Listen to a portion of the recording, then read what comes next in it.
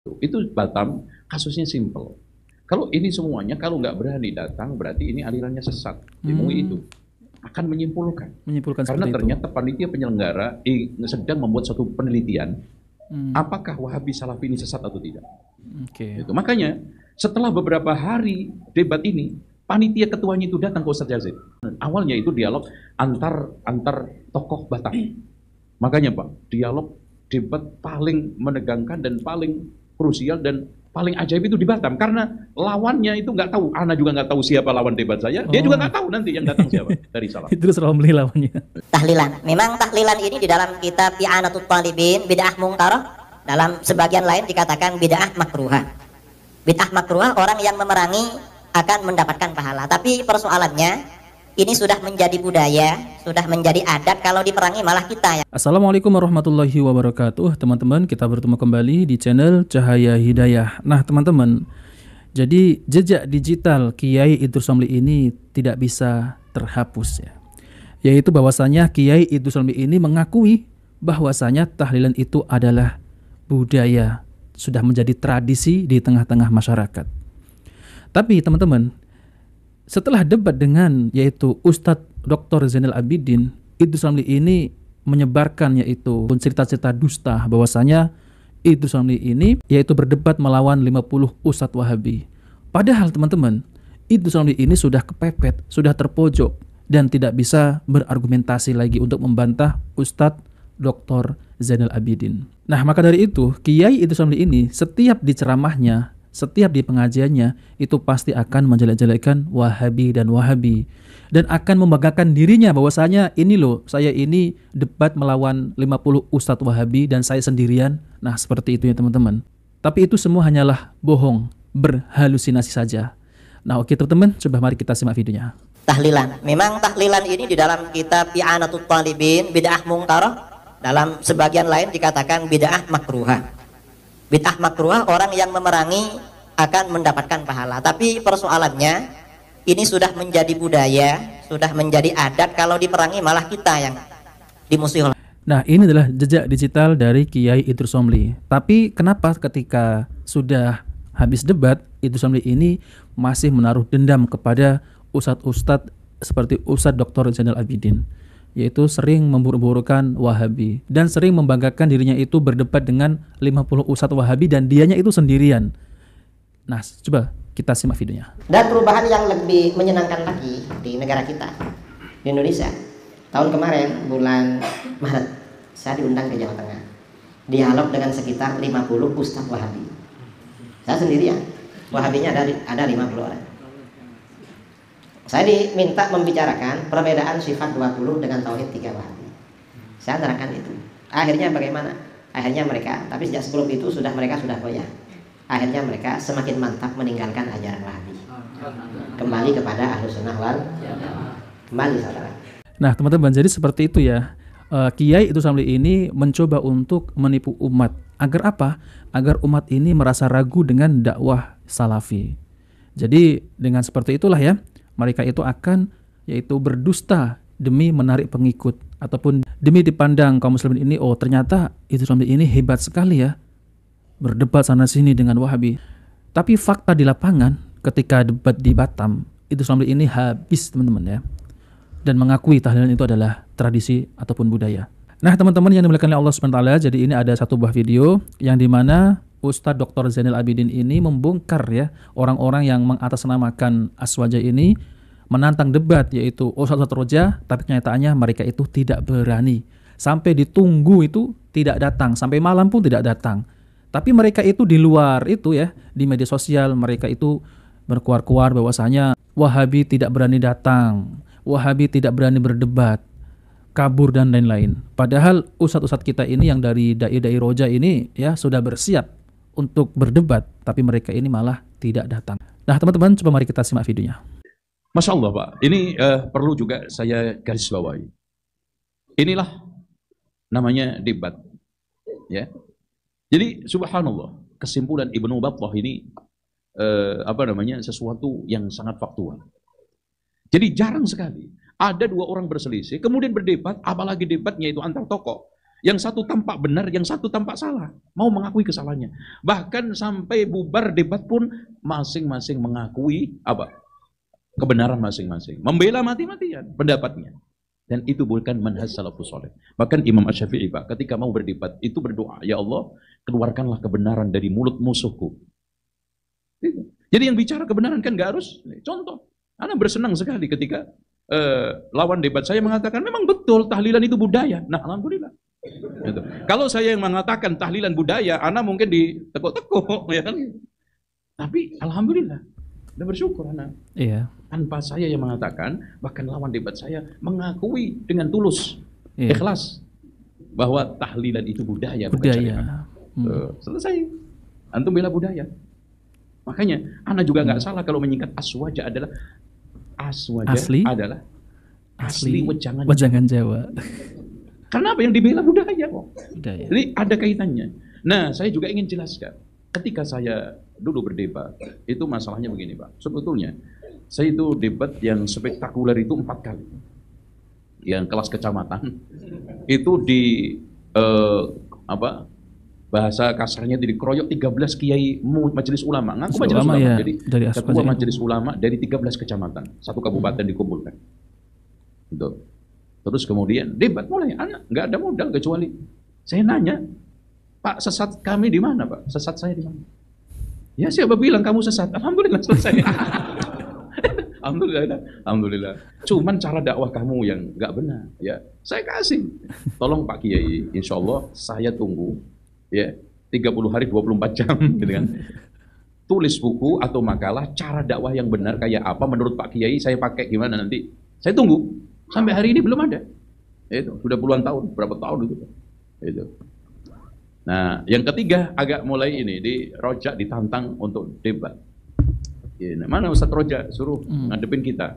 Islam kultur mengatakan, mengatasnamakan jaringan Islam kultur. Nah, subhanallah Pak, yang datang itu 4, Masya Allah, mereka ini apa kebetulan, apa di setting gitu. Yang datang itu Pak, ada yang tua sekali. Ya, umur-umur 60-70 lah. Terus kemudian ada yang umur 50-an antara itu. Terus umur 35, nah yang terakhir itu anak muda. Jadi kayak mengesankan bahwa Rojak ini ditolak oleh semua kalangan. Masya Allah ini. Ngapain ini datang ke setel banget gitu. Anak teknya nggak curiga, nggak ngomong, nggak komentar juga. Ini kok aneh banget gitu. Ada anak kalau nggak salah itu SMA masih ya, satu. Terus yang satunya lagi itu ya pemuda-pemuda lah ya, yang sudah mulai aktif di gerakan kepemudaan biasanya. Nah ini yang tua ini yang umur 50, 45 mungkin. Nah yang ini 65, 70-an. Karena udah ubanan lah. Tapi nggak tahu juga ada orang yang 50 ubanan juga ada. Ya. Akhirnya dia bilang gini, Ana tanya dulu, Pak, semua Bapak datang ke sini katanya mau ngajak debat. Bener Pak itu, Pak? Oh enggak Pak Ustadz, enggak, maaf, saya di sini cuma silaturahmi. Ya ilahi. Gue udah ninggalin taklim lagi. Udah Ana bawain buku-buku NU kan, udah semua. Coba gini Pak Ustadz ya, saya itu hanya sekedar bertanya. Kenapa Rojak ini suka membid'ah-bid'ahkan amalan kami gitu loh. Contoh apa Pak? Ya tahlilan, ya maulid. Ana ambilin buku-buku NU semua. Pak, yang membid'ahkan tahlilan itu bukan kami, bukan Rojak, nih kitab NU. Ini baca Pak. Ana bilang, iya, Ana belum baca sih itu. Makanya Bapak belum baca ini. Ana langsung buka halamannya, ini Ana bacakan. Di kitab ya Ana Totolibin itu ngumpul-ngumpul setelah kematian. Itu bid'ah mungkar. Itu. Terus maulid Nabi dan yang lainnya. Udah gini aja Pak Ustadz, nanti karena Ana ini nggak pada tempatnya mendebat Ustadz. Jadi nanti kami juga akan mendatangkan ahli dari pihak kami. Rojak terserah dari pihak Rojak siapa. Oh maksudnya ada pertemuan lain Pak? Iya. Kapan Pak kira-kira? Ya 2 minggu lagi lah. Oke. 2 minggu, Anda persiapkan bacaan kitab ini, kitab itu. Ya, taklim ada yang banyak di cancel, terutama hari hanya. Ya Allah nggak datang. Katanya janji siang nggak datang, sampai asar nggak datang, sampai akhirnya malam. Itu. Udah gitu di website dia nulis Rojak ditantang debat nggak berani. Kurang ajar kan Pak? Aduh. Itu. Ya. Jadi anak awalnya juga malas ya, cuman Rojak Ustadz kayaknya antum aja ngadepin ini kan gitu. Itu. Nah, yang ketiganya yang besar dengan Bapak Profesor Dr. Akil Munawar dengan MUI seluruh DKI itu. Iya. Bahkan dia ngumpul semuanya. Nah, yang paling nasionalnya di Batam itu. Itu Batam kasusnya simple. Kalau ini semuanya, kalau nggak berani datang, berarti ini alirannya sesat. MUI itu akan menyimpulkan. Karena ternyata panitia penyelenggara sedang membuat suatu penelitian, apakah Wahabi Salafi ini sesat atau tidak. Itu. Makanya setelah beberapa hari debat ini, panitia ketuanya itu datang ke Ustadz Yazid. Tuh, lihat rangkaiannya itu. Ingin menanyakan. Nah, kan riset itu nanti tergantung riset lapangan kan wawancara. Ya kan gitu. Atau yang sudah pernah kuliah kan ada kualitatif, kuantitatif kan gitu. Iya. Lapangan, sampel. Itu. Nah, ada pun di Batam itu diancam kalau sampai nggak bisa mempertahankan argumennya di depan MUI depak, maka radio apa itu Hang ditutup. Oh, radio Hang. Iya. Akhirnya Bismillah, makanya Ustaz gimana? Awalnya itu dialog antar tokoh Batam. Makanya Pak, dialog debat paling menegangkan dan paling krusial dan paling ajaib itu di Batam, karena lawannya itu nggak tahu. Ana juga nggak tahu siapa lawan debat saya. Dia juga nggak tahu nanti yang datang siapa dari Salaf. Itu Romli lawannya. Itu maksudnya katanya Ustaz nanti yang datang itu Pak ini yang kiai besarnya itu. Ada akil-akilnya juga, tapi akil satu. Bukan akil sirot. Gimana ini Ustaz? Ya udah antum ngadepin aja. Ana juga malas ngadepin ini satu orang, karena pernah ketemu nggak enak belas ngomongnya. Akhirnya udah bismillah. Ya tiba-tiba Ustadz Firanda juga bisa datang, alhamdulillah. Itu di majelis dibuka moderator, belum ada yang tahu siapa yang akan menjadi lawan debat masing-masing. Kita dipanggil dulu. Wah, maju saya Ustadz Firanda. Enggak selang lama ada takbir, Allahu Akbar, Allahumma sholli ala Muhammad, salawat badar gitu kan. Wah, katanya Kiai itu siapa itu? Oh, iya itu. Masya Allah. Wah, ini pasang kuda-kuda sih. Tapi gitu, materi kita dikacau Pak. Kita disuguhkan kurang lebih 13 materi. Coba, dialog cuma sekian jam, 13 tema. Yang keluar cuma 6 coba. Ana nyiapin 13, di sono cuma 6. Ya siapa di mana? Siapa di sana? 6. Ana 13 semua. Ana siapkan semua karena jangan-jangan keluar Ana plonga-plongo gitu. Wah, itu berapa hari Ana siapkan. Termasuk sebetulnya itu ada materi hormat bendera. Ada. Salawat badar itu udah Ana siapin semua. Salawat nari Ana siapin semua udah. Gitu. Ya keluar kunut lagi. Ya ada. Itu mah cemen itu. Maksudnya ya itu mah nggak seru gitu loh Pak. Nggak seru gitu. Itu. Nah, saya ketika istirahat itu kan memang keluar ke toilet. Nah, kebetulan keluarnya lewat depan kamera. Oh. Diisukan katanya ustadznya melarikan diri. Ya Allah, parah itu. Parah ini. Sampai selesai kita salaman, kita rangkulan, terus kita bilangin, Ustadz, ini aja Pak Kiai. Kita debat, kita adu argumen atau apalah istilahnya. Itu kita per tema. Fokus satu tema maulid. Antum bawa jamaah antum 1000, anak 1000 umpamanya gitu. Anak usulin itu di suatu forum. Itu enggak keluarnya tadi melarikan diri, enggak berani. Gitu. Jadi ada maslahat Pak. Kalau enggak ada maslahat habis itu Pak, yang nantang ngajak debat pokoknya termasuk Syiah. Syiah itu tokohnya anak mau dipertemukan dengan Pak Quraisy Shihab di Taman Mini sana. Pak Quraisy Shihab. Enggak Mas, udah cukup mana itu. Enggak ada Pak Eda juga, paling juga gitu. Dia tetap aja.